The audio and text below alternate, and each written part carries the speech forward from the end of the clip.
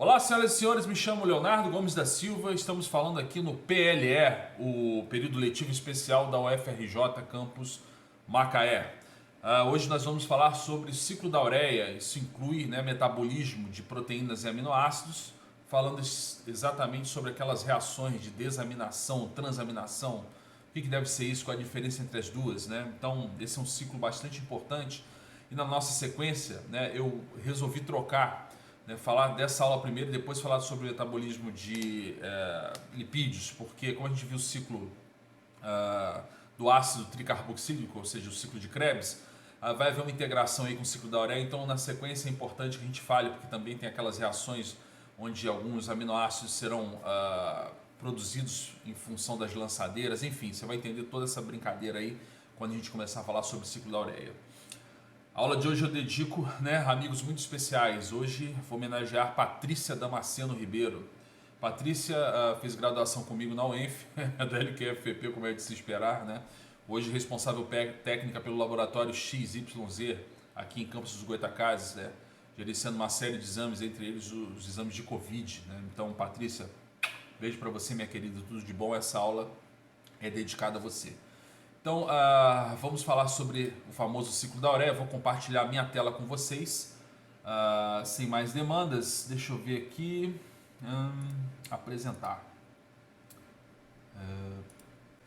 O ciclo, a oxidação dos aminoácidos e o ciclo da ureia são reações nas quais você, quando metaboliza proteínas, você precisa, lembrando que as proteínas são formadas de aminoácidos, que na estrutura dos aminoácidos você tem um grupo NH3, ao metabolizar as proteínas você pega o esqueleto do aminoácido, mas tem que se livrar desse grupo NH3, porque ele se transforma em amônia e se isso acumular no organismo dá uma série de problemas.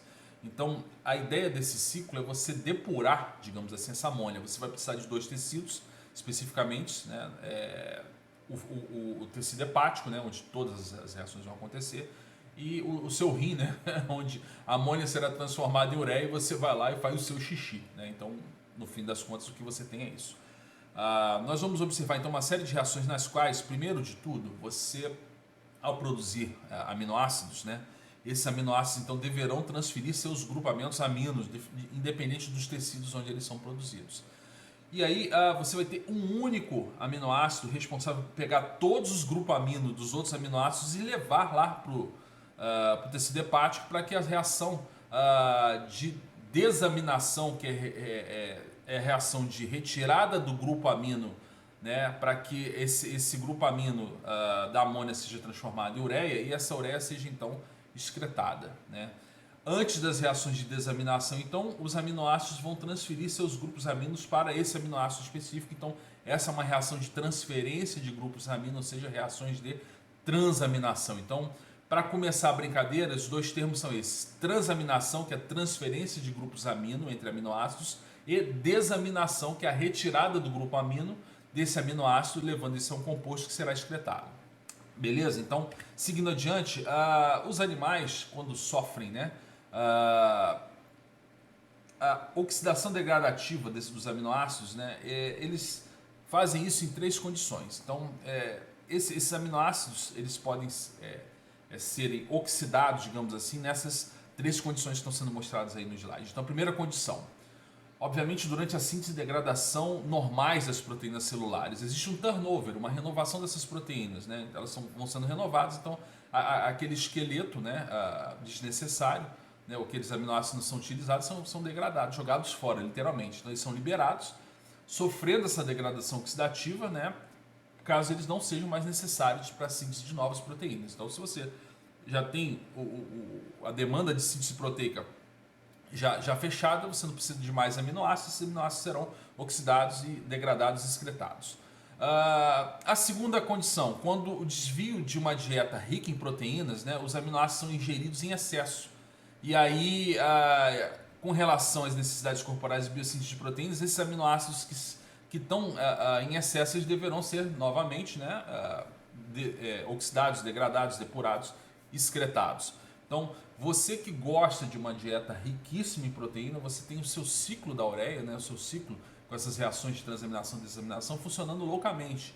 Então, já fica a dica, você precisa de beber muita água se você aumenta a ingestão de proteína. Se você tem uma dieta rica em proteína e você não está fazendo ganho de massa muscular ou coisa do tipo, você precisa dar um jeito de depurar esse negócio, senão vai acumular, né, amônia ou mesmo ácido úrico, por exemplo, você vai fazer pedrinhas nos rins, coisas desse tipo. Então tem que tomar muito cuidado com isso. Terceira condição, essa condição é interessante, porque durante um jejum severo, ou o pessoal do diabetes mellitus, né, os carboidratos estão inacessíveis, então você não vai utilizar adequadamente esses carboidratos como combustível metabólico, e aí você vai ter que produzir esse carboidrato de algum lugar se você não está ingerindo ele da dieta. Então, de onde será que ele virá? Da degradação de proteínas. Então, isso fica uma dica aí importantíssima para o pessoal que resolve fazer aquela dietinha básica, né? Aquela dietinha clássica de vou fechar a boca e não vou comer nada. Vou ficar em jejum, vou comer alface e beber água. Olha que legal. O que acontece?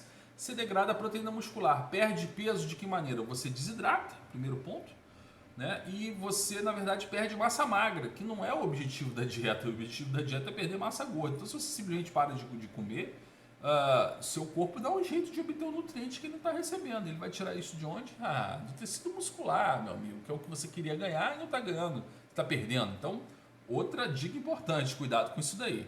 Mas, seguindo em diante, o resumo desse negócio é o seguinte: você tem proteínas vindas da alimentação, você tem proteínas intracelulares, isso tudo gera o que durante a degradação? O subproduto de formação da proteína, que é o aminoácido. Esse aminoácido poderá então ser convertido num cetoácido.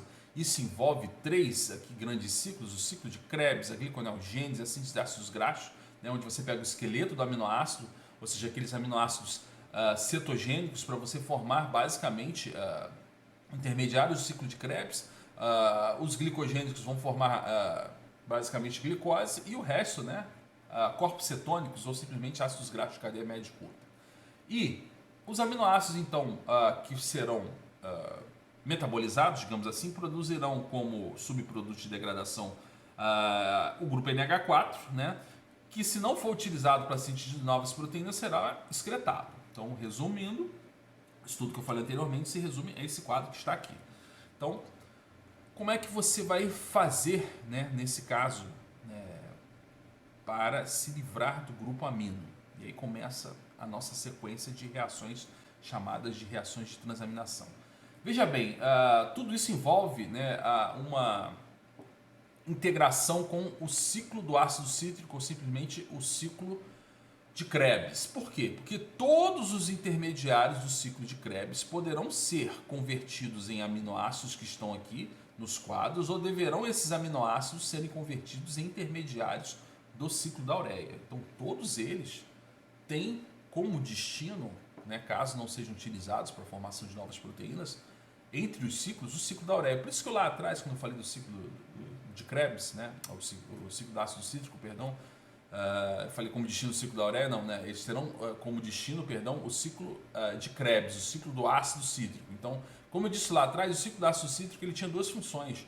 Uma que era descarboxilar o acetil-CoA, que entrava no ciclo de Krebs, proveniente da degradação daquelas 3 grandes moléculas, que são açúcares, lipídios, a gente não viu ainda, mas enfim, e proteínas, que geram esses aminoácidos aí. E a outra função do ciclo de Krebs era gerar intermediários metabólicos de outras vias, né? E isso convertendo, né, esses aminoácidos nesses intermediários metabólicos. Então, esses seriam os destinos dos aminoácidos em questão que a gente está falando aqui.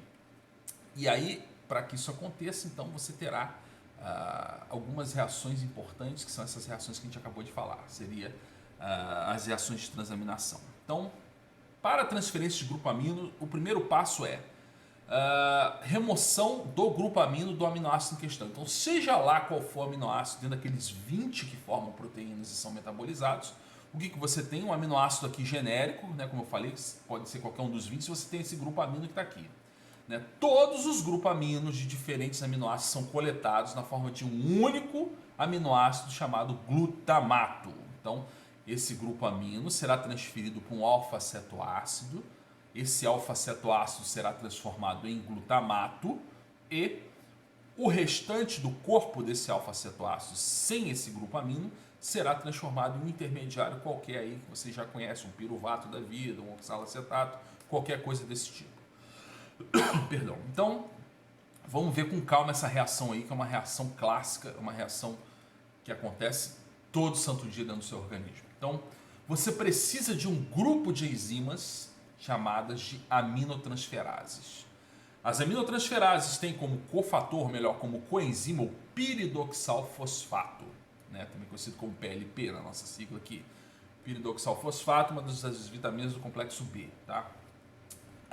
Neste caso, nós temos uma reação onde este grupo amino de um aminoácido qualquer deverá ser removido, né, e transferido pela aminotransferase para um alfa-cetoácido, que nesse caso é o alfa-cetoglutarato. Aqui já está embutido, né, a participação do ciclo de Krebs, porque o alfa-cetoglutarato está lá no ciclo de Krebs. Então, aquele alfa-cetoglutarato, né, que roda o ciclo de Krebs, ele pode então receber um grupo amino. Tá? E quando ele recebe esse grupo amino de qualquer aminoácido, esse aminoácido então se transformará em glutamato. E o restante desse aminoácido vira um outro alfa-cetoácido qualquer. Tá? Então cada aminoácido terá sua reação de transferência de grupo aminos para transformação em glutamato e o restante do seu corpo, né, digamos assim, do seu esqueleto, ser transformado em um alfa-cetoácido qualquer. Então temos, se são 20 aminoácidos, serão 20 reações de transaminação. Não vou falar sobre todas elas, você vai na internet e procura, eu vou falar sobre 3, por exemplo, para exemplificar, né, e sobre essas principais aí que a gente vai utilizar para falar sobre o ciclo da ureia na sequência. Tá? Então, segue em diante.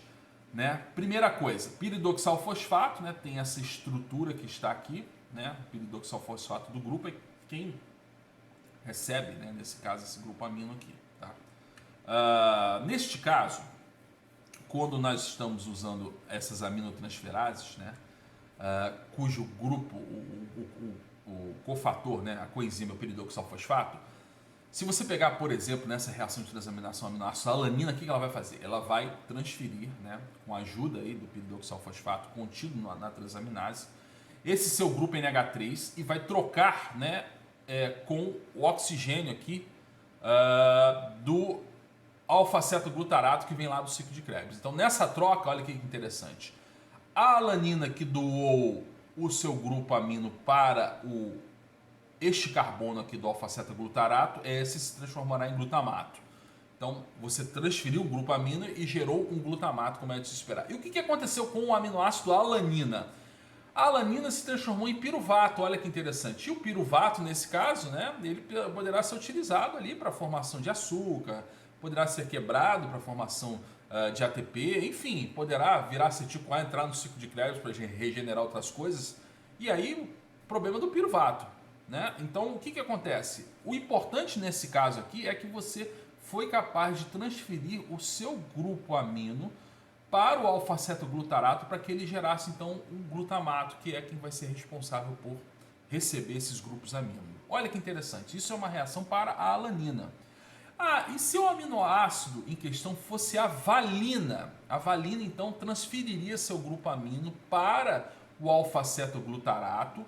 Esse se transformaria em glutamato e o que ficaria do restante do esqueleto, do corpinho da valina sem o seu grupo NH3? Ele se transformaria num outro aminoácido chamado alfa-cetoisovalerato. Esse aminoácido você não conhece, mas ele é importante lá para outros ciclos, como o ciclo da ureia.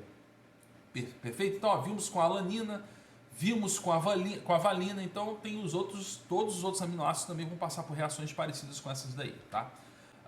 É importante você entender que os grupos amino, né, os grupos amino, perdão, grupamentos amina, são destinados à síntese de novas proteínas, né, ou de outros compostos nitrogenados. Mas quando eles estão em excesso, eles têm que ser excretados. E existem 3 principais vias de excreção desse nitrogênio, né, desse grupo contendo nitrogênio, que é percebida em diferentes animais, né, distribuídos pela natureza. Se eles são pássaros e répteis, por exemplo, eles são caracterizados como uricotélicos porque a via de degradação do nitrogênio, nesse caso, se faz através do chamado ácido úrico. Tá? O ácido úrico é interessante. Você já viu cocô de pombo, você já viu cocô de pássaro. é aquela mistura, aquela gosma meio esbranquiçada, meio preto com branco, enfim, uma pasta que é extremamente corrosiva. Aquilo é o famoso ácido úrico.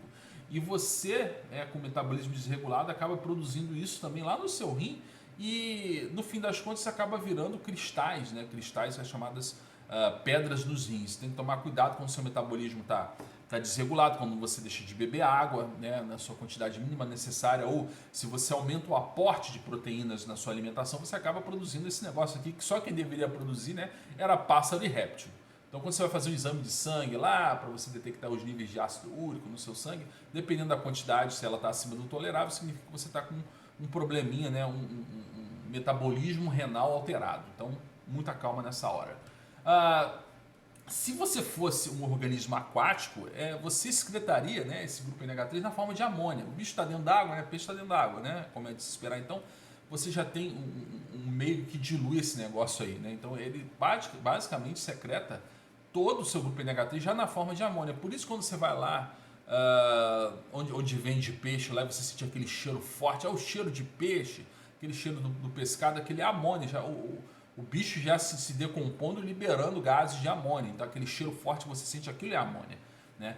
E se você é um réptil adulto ou um ser humano, você secreta isso na forma de ureia, seguindo todas as reações do metabolismo que nós estamos vendo durante essa aula, certo?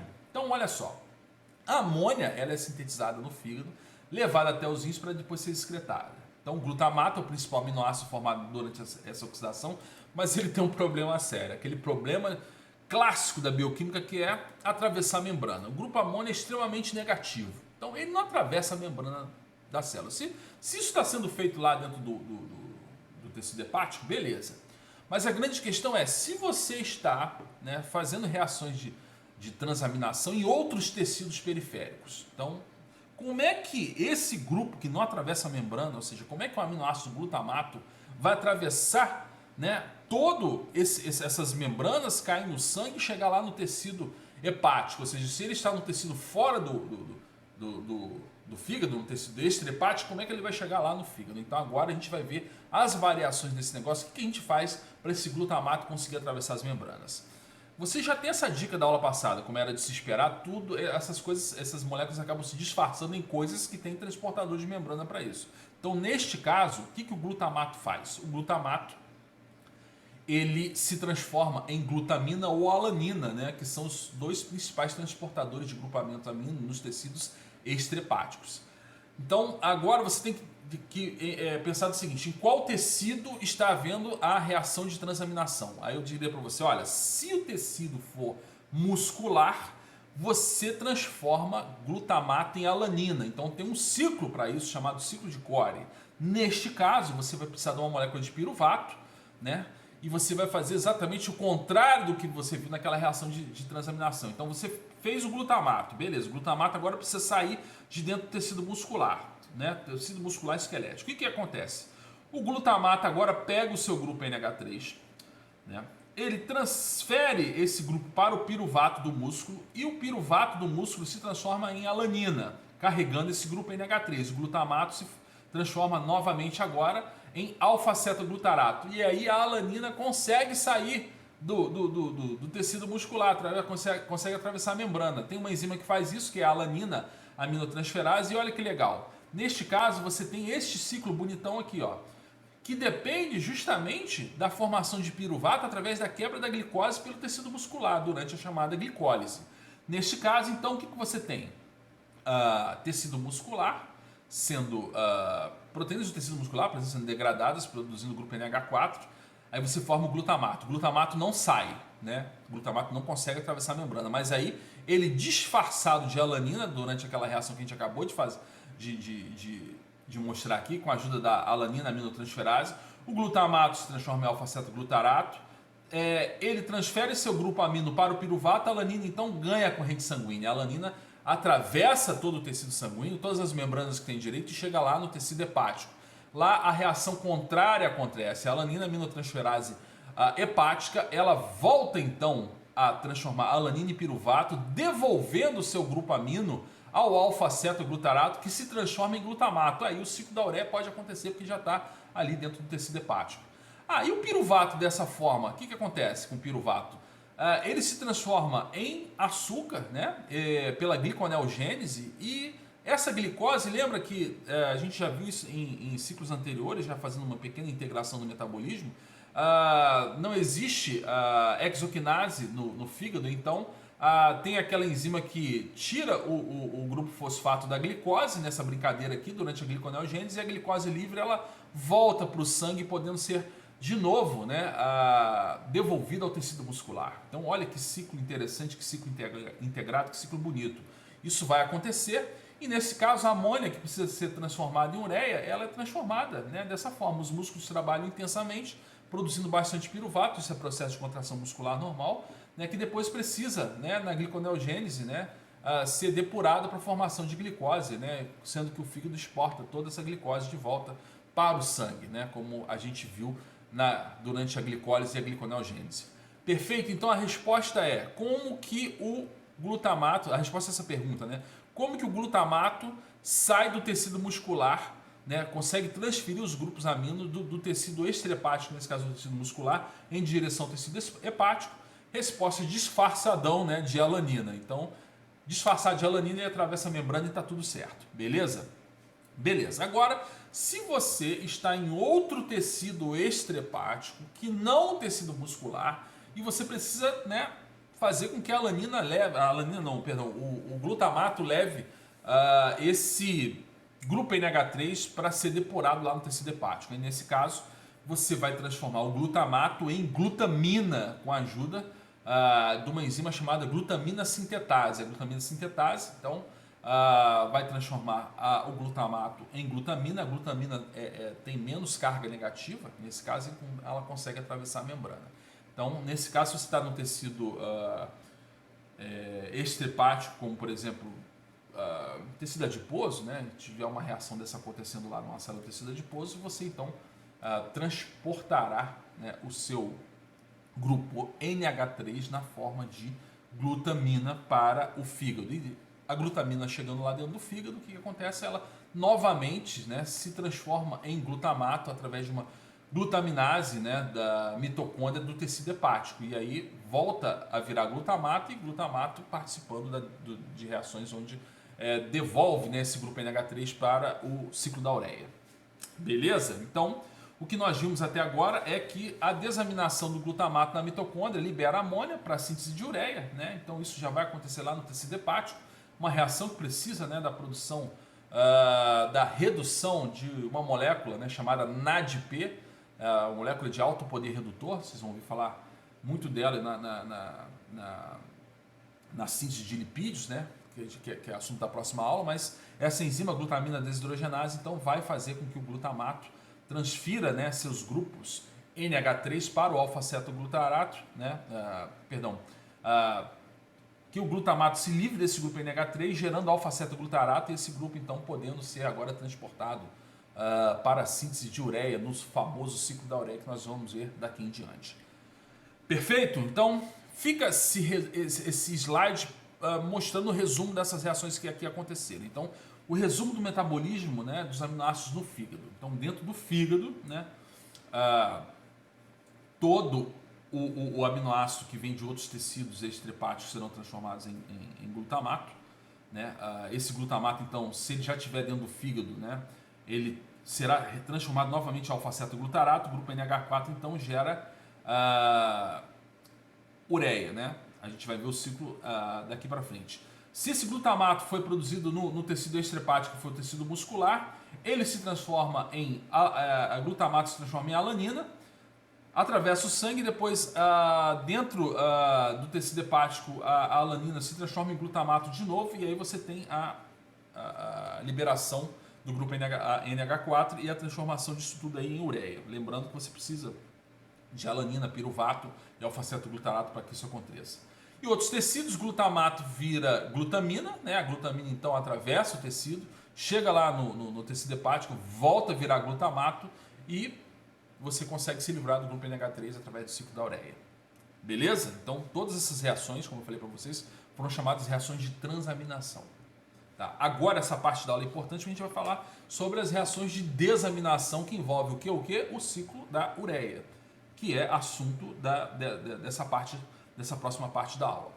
Então, em seguida, né, você perceba que você vai ver tudo isso que aconteceu mostrando os tecidos envolvidos, né? A degradação de proteína muscular, produção de glutamina, produção de glutamato, né? No fígado, tudo isso aqui acontecendo e envolvendo vários outros aminoácidos, aquelas coisas de lançadeira, onde você transporta um para o lado, transporta para o outro, que foi assunto da nossa última aula. Mas o fato é que para você chegar aqui, ó, do tecido hepático até aqui, você então deverá formar a chamada ureia. Como é que isso acontece? Quem é que vai receber agora todo esse grupo amino que foi retirado dos aminoácidos, transferidos para o glutamato e agora deverão ser transportados para o tecido renal? Então, para isso a gente estuda o chamado ciclo da ureia. Ciclo da ureia, então, precisa de quê? Precisa de uma molécula que seja responsável por receber esses grupos amino, né, provenientes de todos esses lugares que você acabou de ver aí atrás, né? Aí atrás que eu digo é nos slides anteriores. Então, para isso você precisa de um grupo chamado carbamoilfosfato. Carbamoilfosfato ele é formado quando você une lá na mitocôndria os íons bicarbonato, né, com esses grupos NH3 e NH4 e através de uma enzima chamada carbamoilfosfato sintetase. Então, nessa reação, você acaba consumindo 2 ATPs, isso é extremamente importante, é um gasto energético. Eles viram ADPs e sai o fosfato inorgânico dessa reação, né? E aí, então, esse grupo amino ele é transferido para o carbamoilfosfato, que é uma molécula importantíssima do ciclo da ureia. Tá? A enzima carbamoilfosfato sintetase ela é regulada, né? Então, nessa regulação, você tem uma regulação rápida, também chamada de regulação alostérica, né? Isso para a regulação do ciclo da ureia, no qual ocorre quando o carbamoilfosfato, a carbamoilfosfato sintetase, ela é sintetizada ela é estimulada, pela síntese de N-acetil glutamato, né? O N-acetilglutamato é um composto produzido a partir de glutamato e acetil com a enzima A, isso é importante. Essa reação é catalisada pela N-acetilglutamato sintetase, essa enzima que vocês estão vendo aqui, ó. E aí, ela é ativada por arginina. O que acontece? A arginina é um intermediário do ciclo da ureia. Então, se houver a produção de ureia e não conseguir eliminar toda a amônia produzida pela oxidação dos aminoácidos, vai haver um acúmulo dessa arginina. Então, o acúmulo vai provocar um aumento da concentração desse N-acetilglutamato. O N-acetilglutamato, então, vai estimular essa carbamoilfosfato sintetase, né, que vai fornecer esse substrato para o ciclo da ureia. Então, a arginina, dessa forma, vai adequar a velocidade de formação da amônia, né, a sua conversão, digamos assim, em ureia. E essa regulação também pode ser lenta. No caso da regulação lenta, você tem duas situações. A situação é aquela que eu falei anteriormente com você. Com a dieta de um teor de proteína alto, né, ou você está dentro de um jejum prolongado, no caso dessa dieta rica em proteínas, o excesso de aminoácidos são oxidados, dando origem ao chamado cetoácido. Aqueles cetoácidos são necessários para que as reações de transaminação ocorram, né? E os grupos, né, aminos resultam em um aumento na produção de ureia. Nesse caso do jejum prolongado, a degradação das proteínas nos músculos são intensificadas, né? Porque se você tem um jejum prolongado, você tem degradação de proteína muscular. E já que nas cadeias carbônicas desses aminoácidos vão ser utilizadas, né, durante a gliconeogênese. Então, você tem essa integração entre esses ciclos e você tem a eliminação de grupos aminos restantes, aumentando assim dessa forma a excreção da ureia. Então, portanto, nessas duas situações que seriam a alimentação rica em proteína e o jejum prolongado, vai ocorrer um aumento da síntese de enzimas do ciclo da ureia e a carbamoilfosfato sintetase, que é a enzima em questão. Beleza? Então, vista essa regulação, a gente passa em diante para falar sobre o resumo do ciclo da ureia. Como que o ciclo da ureia acontece? Como que ele se integra ao ciclo de Krebs, formando o que a literatura chama inclusive de bicicleta de Krebs. Vocês vão entender isso aqui agora. Então, depois de todas aquelas reações de transaminação, os grupos amino foram transmitidos para a carbamoilfosfato, né, para a molécula de carbamoilfosfato que foi sintetizada por meio de duas moléculas de bicarbonato, consumo de ATP e tudo isso bonitinho. Isso estava acontecendo lá na mitocôndria. Depois, o que acontece? O carbamoilfosfato, então, vai se unir a um aminoácido chamado ornitina, né, com a ajuda de uma enzima chamada ornitina transcarbamoilase, né, é um nome estranho, estou até lendo aqui para ver se não estou falando esse nome errado. A enzima não está sendo representada aqui, mas o nome da enzima é ornitina transcarbamoilase. Ela pega, então, carbamoilfosfato mais ornitina e transforma isso em citrulina, tá? Então a citrulina agora será transportada para o citoplasma para que esse ciclo continue. Aí nesse caso, uma outra enzima chamada argininosuccinato sintetase, aí o nome dela está aqui em vermelho, vai pegar a citrulina, vai juntar com o aminoácido aspartato, gerando uma molécula de argininosuccinato, né? Nessa reação você também vai ter um consumo, não está mostrado aqui, mas você vai ter um consumo de um ATP, né? Esse vai ser transformado em AMP e fosfato inorgânico. E aí na sequência, né, o argininosuccinato será degradado pela enzima argininosuccinato liase. Dessa reação surge então a arginina e o fumarato. Lembra que o fumarato é intermediário do ciclo de Krebs? Então o ciclo de Krebs está aqui, ó, pronto para receber esse fumarato formado pelo ciclo da ureia, né? Então, quando você quebra o argininosuccinato, você gera esse fumarato do ciclo da ureia e a arginina, né? Nesse caso, então, a arginina agora ela deverá se livrar do seu grupamento amino, né? Formando, nesse caso, ureia. A enzima que faz isso é a arginase. Ela pega, retira o grupamento amino da arginina formando ureia e você recicla, você reestrutura o aminoácido ornitina, que vai esperar novas moléculas de carbamoilfosfato para entrar e formar citrulina. Engraçado que esse passo aqui lembra muito o próprio ciclo de Krebs. Lembra que você tinha uma molécula de acetil-CoA que se juntava com oxalacetato para formar citrato? Né? Depois uma série de reações iam acontecendo para você regenerar o oxalacetato. Agora é o contrário, né?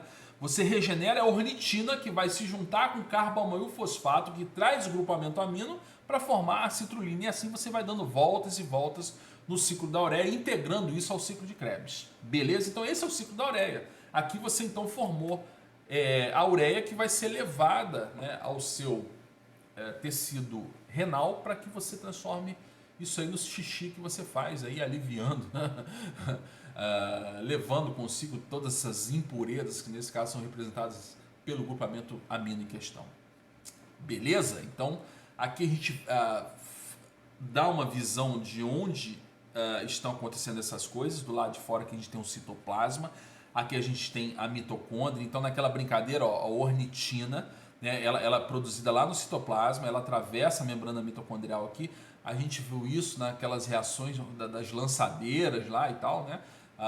Tem um transportador de ornitina aqui, então ela entra na mitocôndria, espera o carbamoilfosfato, que traz o grupo amino junto com ele, faz a citrulina. Depois a citrulina, né, se junta com o aspartato, que também veio da mitocôndria, e sai aqui, ó, atravessa a membrana mitocondrial, formando argininosuccinato. O argininosuccinato, então, ele será quebrado em arginina e fumarato. A arginina, então, liberando a ureia, regenerando a ornitina, enquanto o fumarato vai fazer parte, ó, do ciclo de Krebs, né, podendo, então, inclusive ser transformado em malato, oxalacetato, ajudando aquelas reações que envolvem travessia mitocondrial promovida pelas chamadas lançadeiras em questão.